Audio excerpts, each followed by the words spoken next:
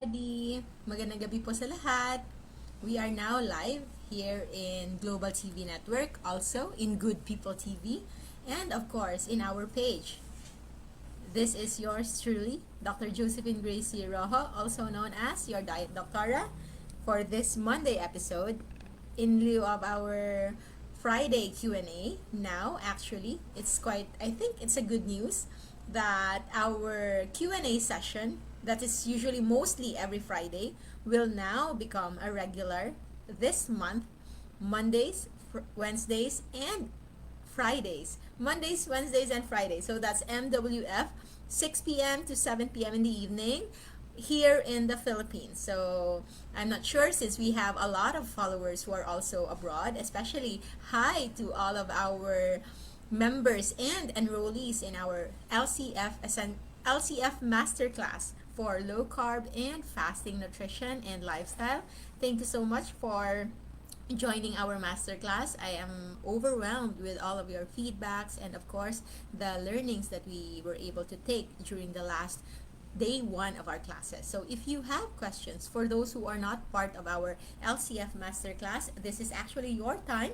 If you have your questions with you, if you have your worries, concerns when regards to intermittent fasting, extended fasting, and of course low carb nutrition or ketogenic diet. So that's actually encompassing, because ketogenic diet is like a more strict, it's like a very low carb version of low carb nutrition. So that's actually part of our spectrum, but we limit or we use ketogenic diet for special cases with real indications. Okay, so if you are there, say hi. Hello, Erlinda.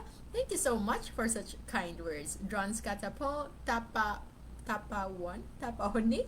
I'm not so sure. Girly Canonio, hi! Hello. Thank you so much. Kasi nakapag-power nap ako, I think, before my last patient this afternoon. So, yes, thank you. The power of sleep. I think the members of LCF Masterclass Batch 1 was now able to appreciate how important sleep is. Even the power naps, it's very, very important. So, Carmen Ang Domingo, hello.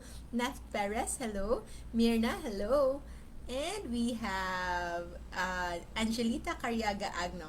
Xavier De Souza. Yes, can you say again your question? I think it was about the sustainability of low carb, as to when can we do low carb, and when it comes to side effects, negative effects. So your question is actually quite broad, but I'm gonna answer it as far as I can remember. But if you can type in your question again, it would be much better. From what I can remember, you were first asking how long can we sustain low carb. So when it comes to sustainability, we actually considered low carb as not just a diet, meaning it's not just a temporary fix or some sort of short-term plan, because diets usually people do it is as something that's like a band-aid technique, like a band-aid solution to one problem. Say for example, a woman's getting married and she would like to look at her best in her wedding gown, so she would do a diet in order to do that. But with low carb, actually, you have to know first what is your reason why you're doing low carb, because if it's just physical, if it's just weight loss, then you can do low carb for just a month or 2 months. Mostly people achieve their weight goals. But when you want your goal to be optimizing health, that is preventive of damage in the kidneys, in the organs, in our liver, and preventive of general illness. So low carb nutrition is the most sustainable for me personally. When it comes to kind of nutrition that we would like to delve in, it's because low carb nutrition is as natural as human nutrition. We are not restricting animal meat products. We are not restrictive into purely carnivore products. We also advocate eating vegetables if that's what you want. Even the incorporation of fruits from time to time, once you are already at your goal health or goal weight or whatever your goal is, you can actually take those. Those are under our caution list. So I think if you've been following my page, you'll be quite familiar with our food list. So I'm gonna show you here so that you will all appreciate how this lifestyle is actually sustainable. So don't confuse, since we just said that low-carb nutrition can actually allow some parts of fruits, even the grains. Even if our group is life without rice, yet we can actually allow rice even the moment you are already healed, okay?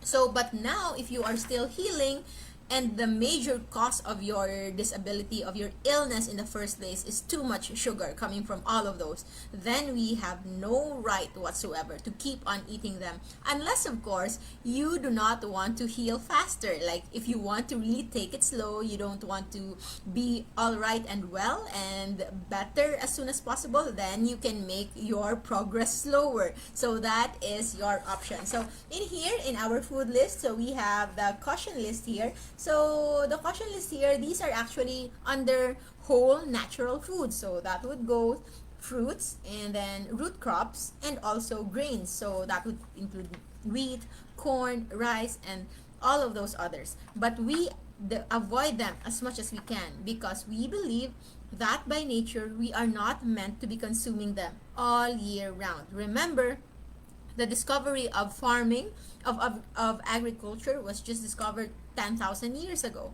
And 10,000 years ago, that's the only time that we've been doing the hard work to do the farming, okay? So we consume them, but we work hard for them. But now, what do? We no longer work hard for our food. We work hard, but mentally, but not physically. We are no longer in the fields. We are no longer sweating it out. We are no longer under the scorching heat of the sun. So now, actually, it is important for us to really think that what we should eat are the ones that our body, our DNA, our genetics, our human biochemistry is really meant to eat. And that is those foods that are actually in our safe list. So we have the meat and poultry products, we have the vegetables, especially the ones growing above ground, we have oils and fats, which would include coconut oil, olive oil, ghee, lard, tallow, fish oil, grass-fed butter, and MCT oil. But of course, all of this, even if they're safe list, it's not saying that you can eat as much as you can buffet style each and every day, because again, part of low carb is also fasting. So even if they're good foods, even if they're right foods, but if you consume them 3 times a day all year round, it will still be too much, unless you are doing very, very heavy workout, that all of those calories that you consume will still be burned, or at least will still be functional, or will be used to form, like, say, for example, muscles.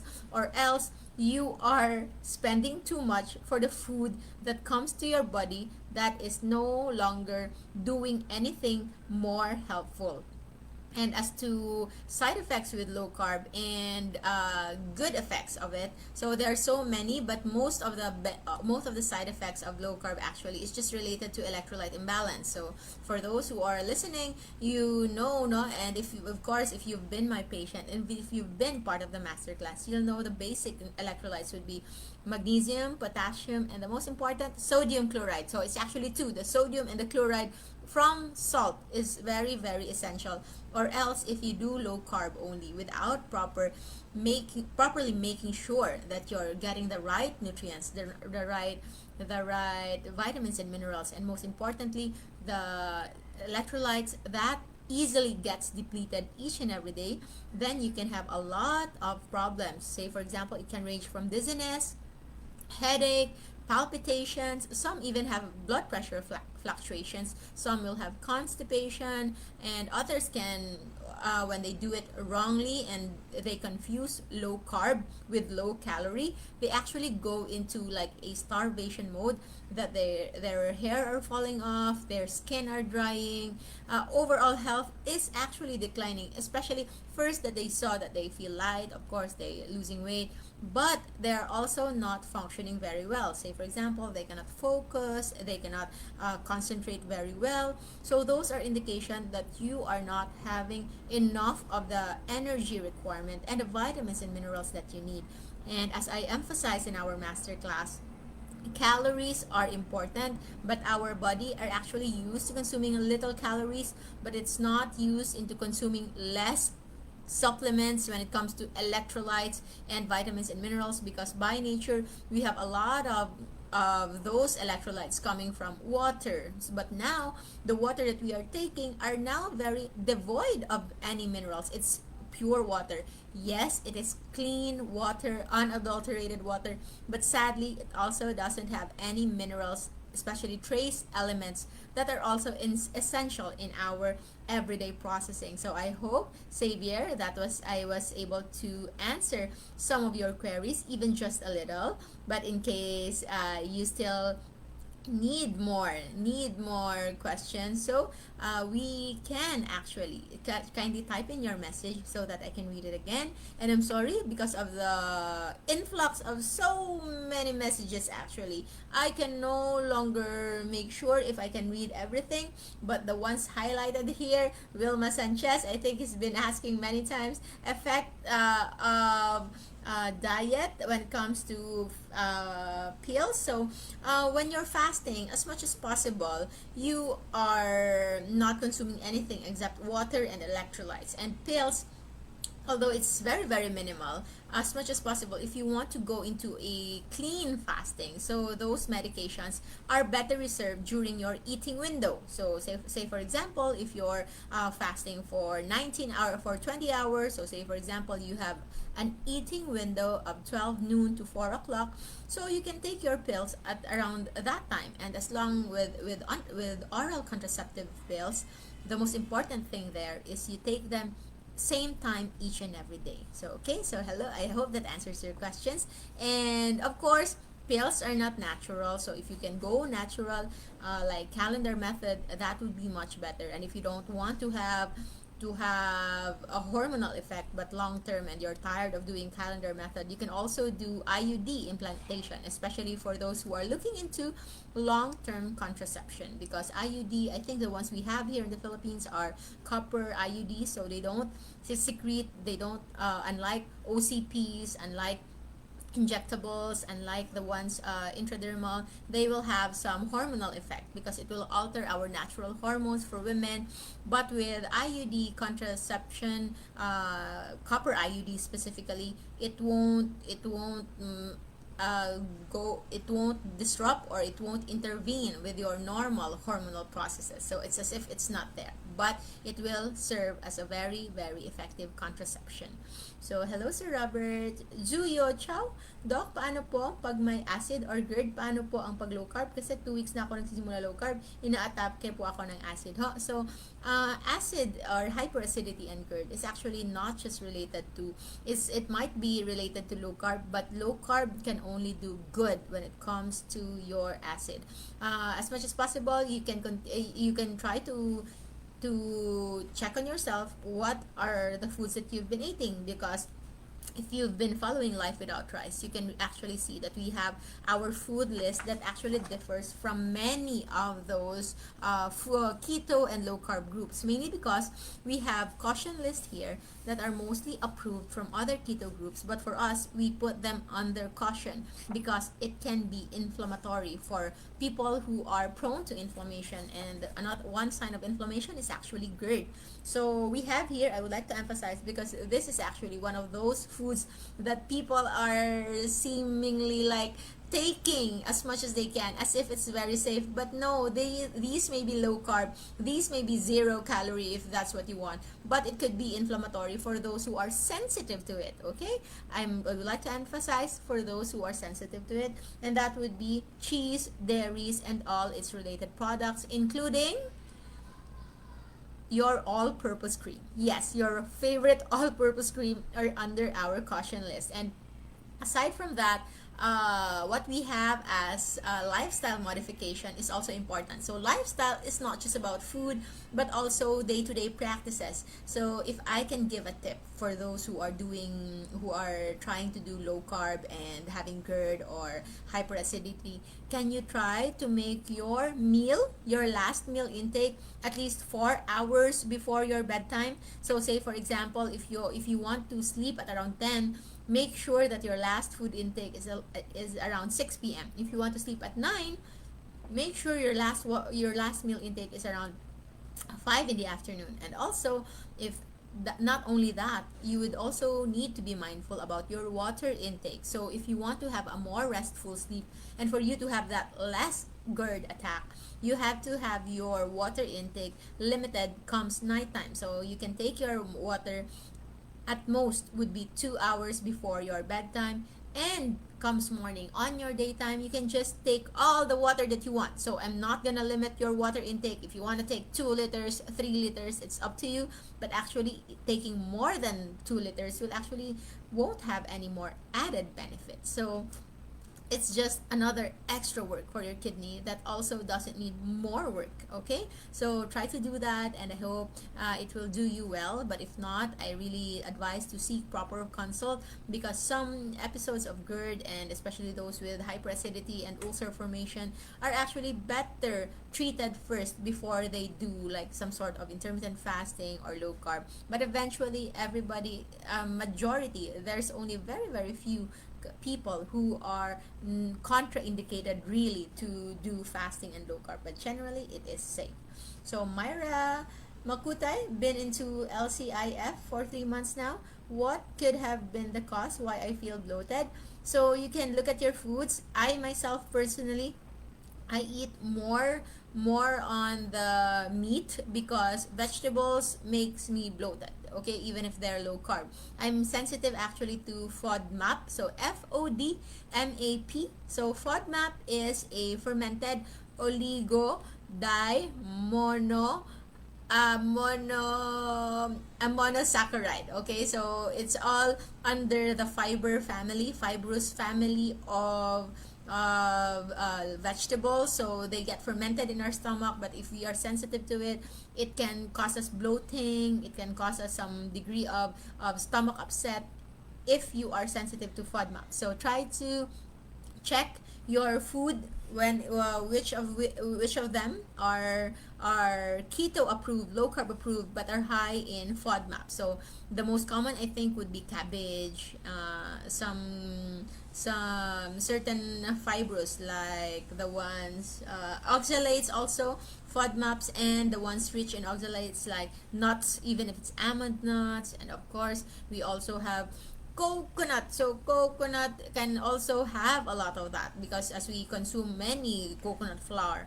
so that can actually be fermented, of course. And once those are fermented by our good bacteria in our stomach, so if we are sensitive to it, that can cause some degree of bloating for those who are sensitive to it. So try to make a food diary as so my usual advice for my patient, always have a food diary, so that when you're feeling not so well, you can always look back and you can draw actually a pattern where you are most sensitive, where you don't feel so good after eating such. So those are the things that you can be aware of. So for those who are taking a lot of vegetables and plant-based under low carb, try to make sure that you are not oxalate sensitive. Oxalate that can cause a lot of aches and pains in the body, and FODMAPs that can cause bowel upset, stomach ache, and bloating. Okay? How about Jennifer Baharo Caretas, hi po, from Cavite. Is it okay not to eat rice and taking low carbs while on insulin medication? I'm practicing 12-12, 3 meals a day. So for those with already medical conditions like insulin-dependent diabetes mellitus, it's actually better to consult with doctor first. And rice is not the only source of food. People in other countries there are also a lot of people in other countries that are not consuming rice. It's just that rice is like a staple for us. It's more of cultural and traditional, but it's actually not nutritional need. So we have to emphasize that. If there are others who will tell you that it's not right, so try to tell that to Americans, to Europeans, and for those who are non-rice eaters. Rice eaters are mostly Asians, but it doesn't mean that rice is essential. So if you want to slowly lower your insulin dose, you can do so yourself. There is a computation on how you can compute your insulin based on your carbohydrate intake. Actually, I know you were usually taught about that by your physician on how to calculate, so you can actually adjust. Okay, we don't need to maximize our maximum limit of insulin intake, so it will be up to you, but it's best of course to consult a low carb practitioner. And if not a low carb practitioner, I know also a lot of diabetologists can say, if you're afraid, like one of my patients, I think she asked permission to her doctor who is not a low carb practitioner, and she asked if I can do low carb. So she was advised against it. So I said to her, the next time you ask, don't ask if I can try to do low carb. Try to ask, Doc, is it okay for me to avoid sweets? Is it okay to avoid sugar? Is it okay to avoid rice that elevates my blood sugar? You ask that way, and no doctor will ever tell you to say no, you should consume sweets, no, you should consume all those sugar. Because if you have that kind of doctor, I think you really have to find another one, because I don't know any doctor who will advise his patient to keep on eating sugar. That is just a no-no. But I also understand that not everybody is knowledgeable that actually rice, once it enters our bloodstream, it becomes glucose. It can no longer be differentiated from the glucose coming from your table sugar. So a cup of rice is actually equivalent to 10 to 12 teaspoon of white sugar. So it's up to you. Are you going to get your glucose spike needing insulin injection because of that rice? Or do you want to be forever dependent with that kind of scenario of just being dependent of your routine, actually being dependent on your medications, and not your medications or your other things, dependent on your life, how you would want to do it? So of course, as this is just a general knowledge, as for you, as to what you will exactly want to do, it should be under the guidance of a medical practitioner, especially for those with already diagnosed diabetes, especially those who are already insulin dependent. Okay? So Jane Miguel, yes, GERD is actually just like many illness. We usually give medicine for GERD, but that medicine is not a one-time fix. It's like just covering the symptoms, but it will not heal the root cause, because the root cause would be the relaxation of your sphincter of your esophagus, wherein it allows passage or allows reflux of gastric acid going out up to your mouth. Okay, so it will you will be able to feel the acid and the sensation in your mouth when there is reflux, and the root cause of that is actually inflammation. So if you want to lower your inflammation, you can be given steroids, but steroids will again add another kind of inflammation in your system in another way. But the natural way to lower your inflammation is to just eat the right foods. Do not eat the foods that makes your body inflame in the first place. And what's the number one highly inflammatory foods that we've been taking? It's actually carbohydrates rich in sugar, fructose, and even certain kinds of starches, and all of those, especially those paired with toxic oils. So the perfect combination would be used to be the go-to foods, like biscuits, crackers, baked goodies, all of those breads. Those are made of highly elevated sugar content, cooked in shortening, margarine, and toxic oils that are both highly inflammatory and nothing nutritional about them, but all just the bad things combined, and then with lots of flavor that tastes so yummy, that tastes so addicting. So that is where the problem lies. Okay? Rosemary Villa, watching from Milan, Italy. Yay! Hello! Low-carb diet and 16.8 IF since last month. Up to now, I see good results. That's good to know. That's really, really good to know. So for those who think those are personal testimonials, so we have Rosemary here from Milan, Italy. So Ashima Chauhan, hi doc, can people who are taking steroids do low carb and keto successfully?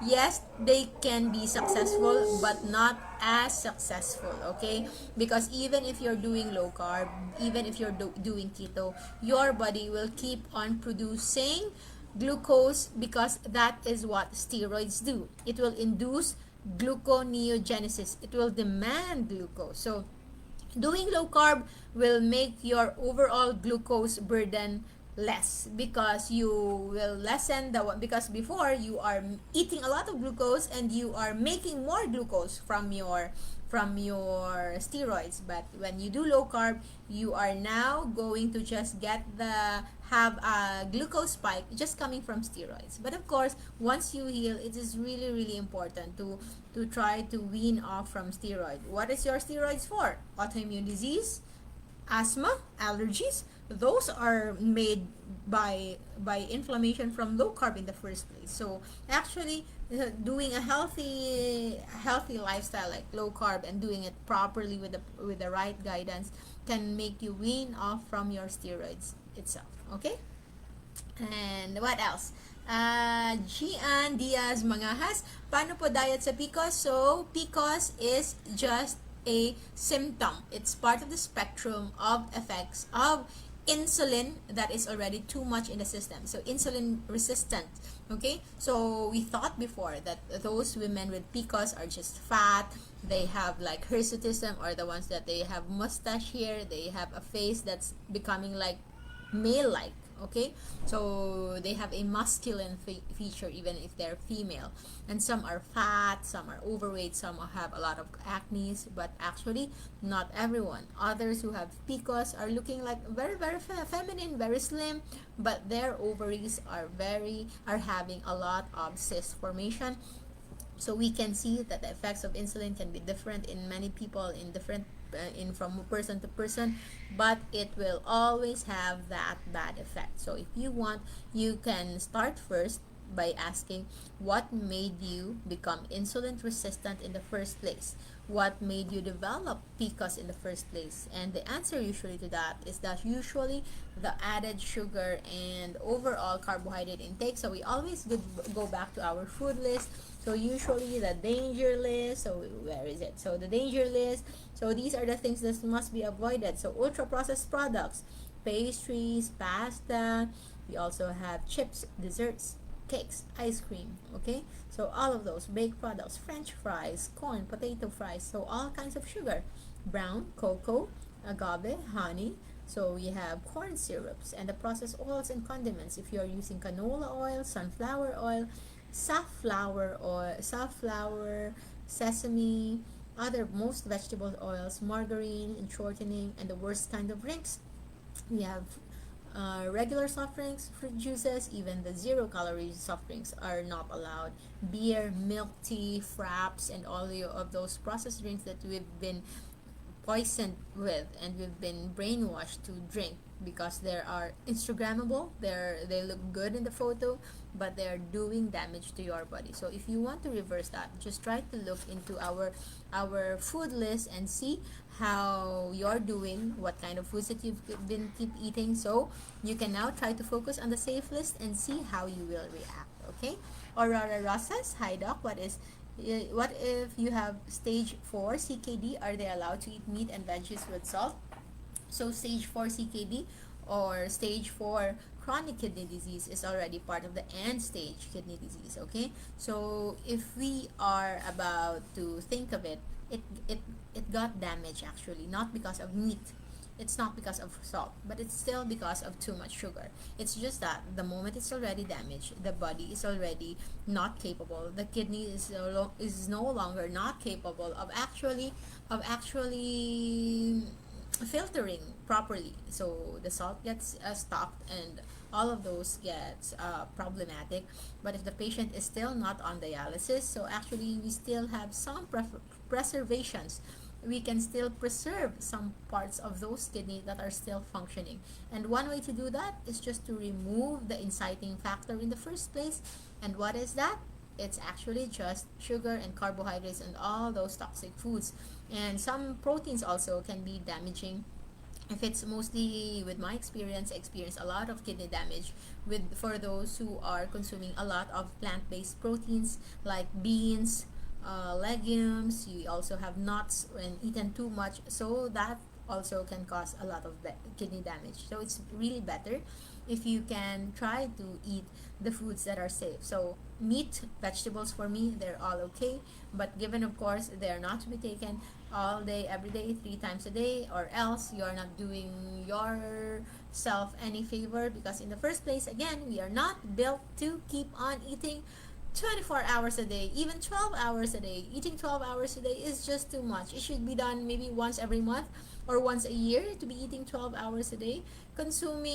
Eating from 7 in the morning until 7 in the evening, it's just not natural. We are not supposed to eat that. We're not supposed to eat that way, because before we don't have any food readily available by 7 in the morning, or else the only ones you can eat are just whatever you find nearby, so in the wild. So what else can you find? Maybe some nuts, and sometimes it's poisonous. So actually, we've evolved not to just trust to eat whatever is there, or and we can just wait until the proper meal is there, and it's usually around midday or afternoon. Okay, so yes, for me, I can consider I can eat them, for even if they have CKD stage 4, as long as it's under monitoring, under direct supervision of a doctor, and of course proper monitoring of certain parameters, and most importantly, if they can also do some cycles of intermittent fasting, that would be much better. So in Daijin Garuta, my sister is in her fourth day of doing low carb. So wow, that's really really good news. But hindi ko na nakita kung ano ang sobra, because hello Xavier, yes, glucose raises insulin. Yes, electrolytes can be any time of the day, both fasting and feasting. Yes, both fasting and feasting. Usually, if you're just doing short-term fast, like intermittent fasting in a day, so it's up to you. So usually, I reserve electrolytes rather if I feel like I want to break my fast, like I feel like tempted to eat, but I know I shouldn't be eating because I've had dinner last night, so I'm sure the food that I have is still there.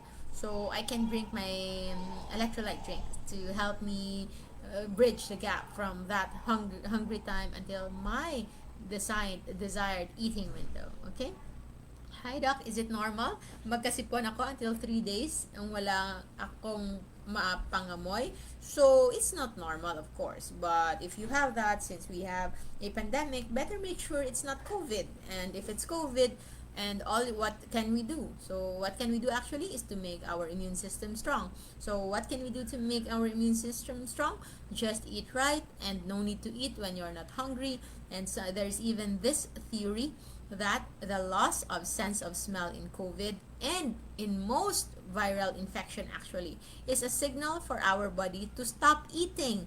You know why? Because 50 to 80% of our sense of taste, the flavor that we feel whenever we eat, is actually brought about by sense of smell. Try to do an experiment. Try to eat something while closing your nose, and try to chew it and see if you can feel the flavor. Immediately the flavor will be lost. So that is one theory when it comes to anosmia, or the loss of sense of smell when it comes to COVID and other. Actually, it's a common thing with viral infection, and whenever anybody is having flu, it's just that it became popular with COVID because it's now making a pandemic. But generally, any kind of flu, so it can be other flu that's not COVID. So don't worry, stop worrying, do whatever you need to do, because stress can even worsen your condition. Stay positive always, okay? Zerma Oyster, Doc, is it normal po ba magkasipon? Oh yes, that's it. Will the Cruz, hello. Ang galing niyo po, Doc. Sensitive din po ako sa veggies. Yes, so that's why I love veggies supposedly, but I'm really really sensitive. So I just put them like aside, really a light side dish of vegetables. So you like sweet potatoes, Xavier? I know you. I can see you very very lean. So of all the three things, fruits, root crops, and grains, actually our body can tolerate more on the root crops and tubers, because those are mostly still part of our natural food. It's just that we have to be aware whenever we take them, and of course we don't need to overeat them as well. They're supposed to make us feel full if there's no food around in times of fasting. So that's why I believe it's really important to incorporate fasting with our day-to-day life. So Roxanne De Los Santos, Coach, I have PCOS po. What is the best fasting time for me? So it will be up to you, but as for me, it will be dependent on your eating window. But in general, fasting schedule of 16 hours is like for me a minimum when you want to heal something, and if you want to optimize, really a minimum of 18 hours. Why 18 hours? So that we make sure that our insulin level will go back to the basic, because even if with low carb, eating proteins, eating fats will still have insulin effect, but it's not the spike of insulin. Okay, so having doing intermittent fasting of at least 18 hours will make sure that those little elevation in your insulin will go back to normal each and every day. It's really good to have a period where your insulin is at baseline level, so that glucagon will kick in. So what is glucagon? Glucagon is the opposite of insulin. That is when insulin tries to store glucose, glucagon tries to mobilize glucose. It creates glucose so that it can be supplied to other parts of our body, needing it in times where we are not fasting, we are not feasting, or we are not eating. So there should be a balance of glucagon and insulin in our body, because the usual diet of eating 3 meals a day, especially high carb diet, it's making the body in a chronic state of high insulin level and almost zero or non-existent, very very low level of glucagon, and that is not good. Okay, so yes, that is the basic savior. Thank you for that. That's the basic pathway. Glucose raises insulin, and insulin raises diabetes, because our body, our cells, is not actually made to be accepting insulin all year round, all day, every day. So it, because it knows it's damaging, so what it does, it protects the cells to not accept insulin. But the problem lies now, because we still continue to eat glucose. So because by nature glucose is not readily available as it is available now. So the problem now is that our body doesn't know what to do with so much of those sugar, and that's already leading us to the many metabolic problems that are associated with chronic elevation of insulin. That is what we call as insulin resistance. So diabetes is just one of those. Chronic heart attack, chronic heart disease, fatty liver, elevated cholesterol, heart attacks, stroke. Those are all byproducts of insulin resistance. Okay? Vanessa QA, may ibang doktor po who still recommends 1 cup a day, even to diabetic. Could be why hindi mawin ang pasyente sa maintenance med? Yes, that could really be it. But I tell you, those doctors who are recommending that do not ever wish ill to the patient. It's just that they have not they have underestimated the effect of sugar in our system. Okay, because even the dietary guidelines can even allow, I have a patient that's been advised to eat 60 grams a day, so she already felt happy that she was allowed to at least lower carbs of 60 grams per day. She thought it's per day, but when she clarified, no, 60 grams per meal, and that's where the problem lies. Okay, so the definition of what's a low carbohydrate is different from the American Diabetes Association and our definition actually as low carb practitioners, like for example groups like Diet Doctor, who is actually promoting low carb nutrition as a means to heal. So and that doctor, I promise you, it's not intentional for that doctor to push the patient to eat like with a real purpose for the patient not to wean off from medicine. That's not true. All doctors want their patients to heal. Okay, and it's just that if they have the same illness, if that doctor is also having diabetes, what they are prescribing you, what medications they are giving you, is also the same medications that they are taking. So it's just that that's the only thing that they know. It's also because that is how they are trained. And yes, it's not that available, this kind of knowledge, because it is not part of the standard training when it comes to management, especially with diabetes. That's why also we are having this LCF masterclass to help bridge the gap from the absence of learning when it comes to proper nutrition and how nutrition is really, really directly related to our health, because we thought before that nutrition is just a an important, may have or may not be done, but the most important part is medicine. So if I can recall, our bulk of time we spent in medicine, maybe 50% was dedicated to basic sciences, but the other 50%, 45% of that is related to medicine,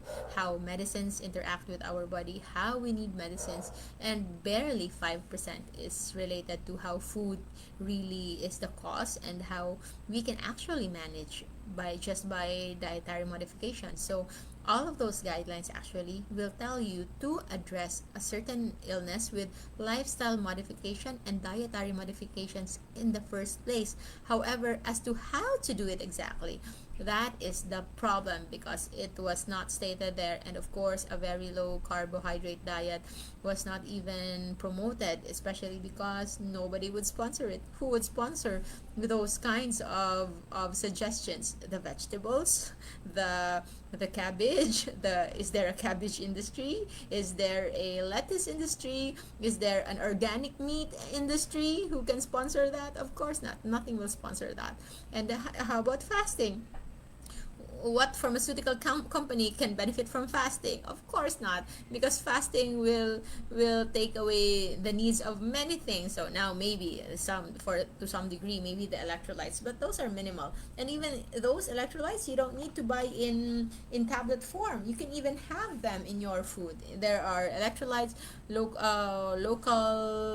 locally available electrolytes, like say for example sodium. You can buy sodium bicarbonate in tablets, but you know that bicarbonate is also baking soda. Sodium chloride in our kitchen, it's just salt. So all of those. Potassium can be cream of tartar. So those are the necessary things that can actually be maximized if only you know what you're doing. So that's why we have this LCF masterclass, not just for people who are battling diseases, who are looking into preventive medicine, preventing their illnesses. But I'm so glad that more than 10% of our applicants are actually, our enrollees are actually doctors, and we hope to increase more of the doctors knowledgeable about low carb. So of course, they don't need to really practice low carb in all of their patients. It's just that it is good that they are knowledgeable about low carb, so that when they see patients who can benefit more with low carb, they can help them when they know how to do it. But if that doctor itself doesn't know how to do low carb, so for sure, how can you teach something you are not knowledgeable as well? So what they will give the patient is something that they're knowledgeable, and that is the standard practice, giving of medications. Okay, so Miriam Duton, hello. Ashima Chauhan, do steroids prevent the body from getting into ketosis? Partly, that could be, yes, but without insulin, it can go both ways. Not really full, but steroids, it will still dependent on dose. So amount of steroids is still a factor. How high is your dose? But generally, steroids can continue to make your body make more glucose than it needs. Okay, so yes, it could partly, to some extent, prevent the body from getting into ketosis. Hello, Giselle. Hello, Jem Villarreal. Timing topic about what I'm going through about GERD. Thanks, Doc. You're welcome. Alan Kunanan, what do you think of the Japanese 1975 diet, high carb whole foods? Remember, even if it's high carb but whole foods, that's actually okay. That's actually okay. If you're part of the masterclass, you'll understand that we are not low carb fanatics. Meaning, I can believe that a high carb diet can actually become sustainable as well. But as long as it's not high in refined sugar, as long as it's not high in fructose, it does not elevate insulin. Meaning you're eating high carbohydrates, but mostly tubers, mostly root crops, mostly vegetables, all of those, and it will always need the essential nutrients like essential fats and essential amino acids. So there are many factors are in play. So it is possible that can be manageable, that can be a success. But that's why I'm saying that for me, low carb is the most sustainable because it's one of the most practical as well. It's easy to apply, it's not restrictive, you can have a lot of food choices as long as you know which ones need to be avoided. Okay, so Giselle, can I eat quinoa with low carb diet? So quinoa is still grains, so it's lower in calories as compared to rice. But the problem for me with quinoa is that people who are eating it in replacement of rice, they thought that since it's okay, they tend to eat more actually than they would have eaten it as a rice. So that mindset is still for me not good unless you have the necessary discipline, you have the necessary mindset, and you can just limit your quinoa in half cup a day. Then by all means go eat quinoa. Okay, so that's why quinoa is not under our danger list, meaning that you should really avoid. But under grains, it's our caution list, meaning you can accommodate them, but you should be mindful of the other foods that you're eating it with, the amount of food that you're eating, and be very, very sensitive on how you will feel right after eating them. Okay? Thank you so much. So Al James, we feel the effect of low carb. Great, thank you. That's so nice. RC Tan Rivera, taking Epsom salt with water. Okay, what benefits I could get from it? So Epsom salt, I mentioned a while ago. So sodium, potassium, and magnesium. Those are the most essential electrolytes. So homemade or like natural sources that you can actually look into taking. So salt can be from sodium can be from salt and baking soda. So we have potassium. You can actually get them from cream of tartar or new salt, NU salt. So it's like a non-sodium salt. So instead of sodium chloride, it's potassium chloride. So it's potassium. And for magnesium, actually, you can have Epsom salt. But make sure when you take Epsom salt, it should be food grade, because there are Epsom salt that are agricultural grade, the ones we put in our plants, or the cosmetic grade, the ones we do with our foot bath. So as much as possible, if you have to put Epsom salt as part of your electrolyte supplement, so we better make sure it's food grade. Okay, so how about whey protein? If you're physically active and you really need some muscle building, you can take whey protein. But whenever you take whey protein, you have to consider this as part of your daily allowance for proteins, and that is about 70 to 100 grams of protein in a day. Okay, so as for me, although whey protein tastes good, especially if they have so much flavor, but those flavors are usually artificial. So for me, I would rather eat my proteins. Okay, I like to eat my proteins, so that could be in meat, in fish, in pork, in chicken, and even in nuts. So but if you are like heavily exercising, doing intensive workout, so a pre-workout cup of whey protein can actually do you good when it comes to muscle building, especially if you just did an 16 to 20 hours fast. Okay, so hi Doc from Olongapo. Hello Angela May Perania, Ashima Kauhan, James watching from Ozamis, Misamis Occidental. Hello, thank you. I have a lot of friends in Misamis, Samis. I have Dr. Marisa Gurney Machacon there. She is my good friend in medical school. So Mina de la Cruz, hello Doc, I'm feeling great now. I can fast for 23 to 24 hours 3 times a week. That's good. And 18 hours for 4 days. Wow, parang pareho tayong schedule. Tama nga sinabi mo, mas madalas kumain, mas madalas magutom. I'm into mindful eating now dahil sa mga explanations mo. Thank you very much. That is a very, very good feedback. I love hearing stories like those and knowing that at least one person is doing well. That's already good enough for me. So Maria Colin Gutierrez, hi. Chris Alipio, so much love. Teresa Jacinto De Baker, hello. Connie Anthony Fabilar, good evening. Teresa Jacinto, what are the possible or valid reasons to break a fast? Is there such a thing as overfasting? Overfasting would be fasting even if you are already underweight or already kakiksik. So kakiksik is just a malnourished state of almost like looking skin and bones. You no longer have fats to lose, you no longer you already depleted your proteins, your muscles, so that's already a very bad sign. So that's already over fasting, okay? And of course, the reason for fasting. Why are you fasting in the first place? So it's important to really establish why do you fast in the first place, so that you'll know your limit, you'll know your goals, and once you reach them, anything that's too much is never okay. Okay? So, Mary Sin, hello Doc, bakit po kaya lagi mataas ang FBS ko pero 2 hours after meal ay okay naman po? So, try to watch what you're eating. It could be due to what you're eating, okay? So, possible signs that we should break a fast.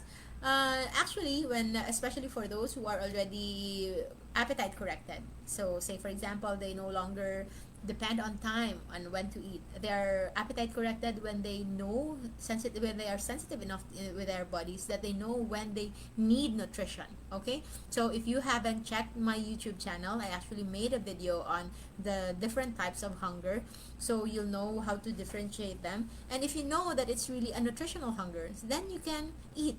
So in general, especially for those who are long-term fasters like myself, I've been fasting for 4 days to 12 days, so I really know what's the feeling when I already am deep into a fast and I no longer feel hungry. And they say that the return of hunger is actually a sign of you breaking a fast. But if you're hungry after only 10 hours, so that's not really real hunger, it's just an empty stomach syndrome. Macantaro Aloe Vera, good evening. Maria Colin Gutierrez, hello po. Chris Alipio, pwede po pwede kainin kapag nainom ng antibiotics. So you can just, actually antibiotics will work best even on empty stomach. It's just that they can be irritant. So others might feel having stomach ache after taking certain antibiotics that are gastric irritants. So that's why certain antibiotics are advised to be taken with food. But with food, it doesn't need to be high carb. Again, you can just take a piece of fish, a piece of meat, or an egg. That's all. Okay? Rico Fernando, good evening. Zerma Oser, thank you. Maraming natutunan. Thank you.